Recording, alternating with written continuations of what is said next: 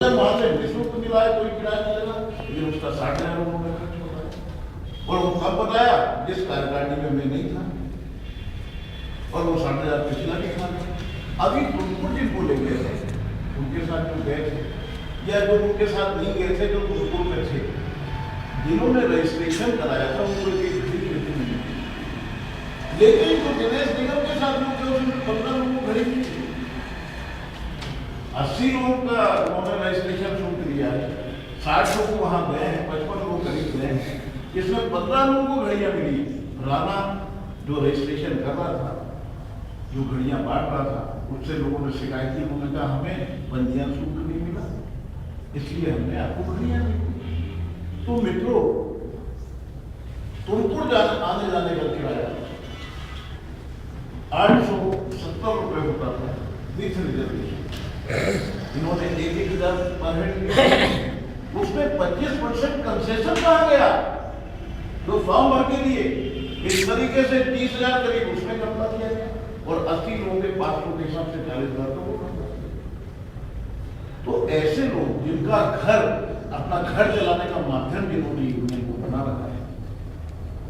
उसके बाद मैं एक दूसरे बिंदु पर आता हूं कि किसी भी समिति के चुनाव होते हैं, कार्यकारिणी की बैठक बुला करके बाकायदे उसको मुहर लगाई जाए। जयंत वर्मा हमारे ऐसे अध्यक्ष हैं जो एनजीओ चलाते हैं, देश विदेश का भ्रमण करते हैं। तो आपकी कार्यकारिणी की बैठक में डिसाइड नहीं हुआ था कि नहीं हुआ। सुनिए, तो जो मान लीजिए एक आरोप हमारे ऊपर लग गया, वो राष्ट्रीय वर्किंग कमेटी में वो आरोप पर चर्चा हो गई, और उस पर रात में 8 बजे डिसीजन होना था। राव साहब ने कहा किन्हीं कारणों से हम बैठक नहीं कर पा रहे हैं, 2 दिन में हम दिल्ली जाकर के फैसला कर देंगे। यानी उस आरोप का भी फैसला हुआ ही, उन्होंने कहा था कि कार्यकारिणी भंग करना पड़ेगा। आरोप का फैसला हुआ नहीं, तो फिर चुनाव आप कैसे डिक्लेयर कर सकते हैं? पहले ये तो तय है, क्योंकि आप संदिग्ध हो गए, आपके विरुद्ध आरोप है। जब तक वो राष्ट्रीय कमेटी डिसाइड नहीं कर देती, आप अगला कदम उठाने के लिए अधिकृत ही नहीं थे। इन्होंने कभी भी वर्किंग कमेटी में ये तय होता है कि चुनाव करवाए जाएंगे, वोटर लिस्ट का, मतदाता सूची का प्रकाशन किया जाता है, मतदाता लिस्ट नोटिस बोर्ड पर या दीवार पर दस्तखत की जाती है, उस पर आपत्तियां मंजूरी की। ऐसा हो सकता है कि आप नहीं रहे हो उन्होंने कार्यकारिणी की बैठक कराई नहीं सर। आजकल सरकार माध्यम इतने तेज है कि आप मोबाइल पर फोन कर सकते हैं, आप मैसेज कर सकते हैं। इवन कार्यकारी अध्यक्ष को भी पता नहीं कि कब चुनाव डिक्लेयर हो गए।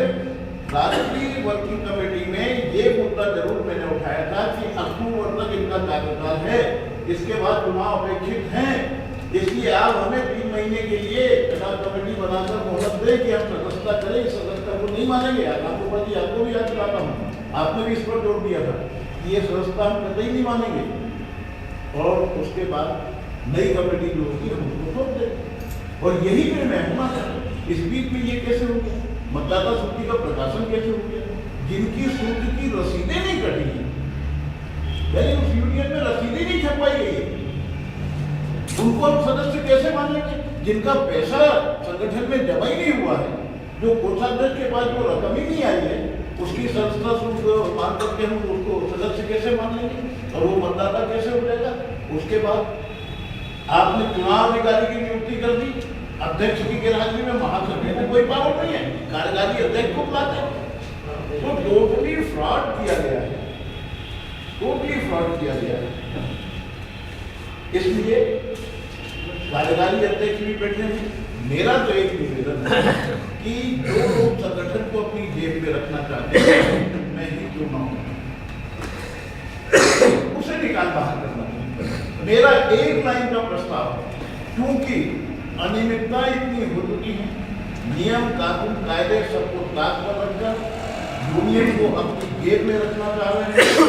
इसलिए जो प्रांतीय अध्यक्ष है, जो समय नहीं दे पा रहे संगठनों के लिए, और प्रांतीय महासचिव जिसके ऊपर आर्थिक अनियमितताओं के आरोप में, एक मत से एक लाइन का प्रस्ताव है कि दोनों का निष्कासन किया जाए, और राष्ट्रीय वर्किंग कमेटी को प्रस्ताव सहमत है।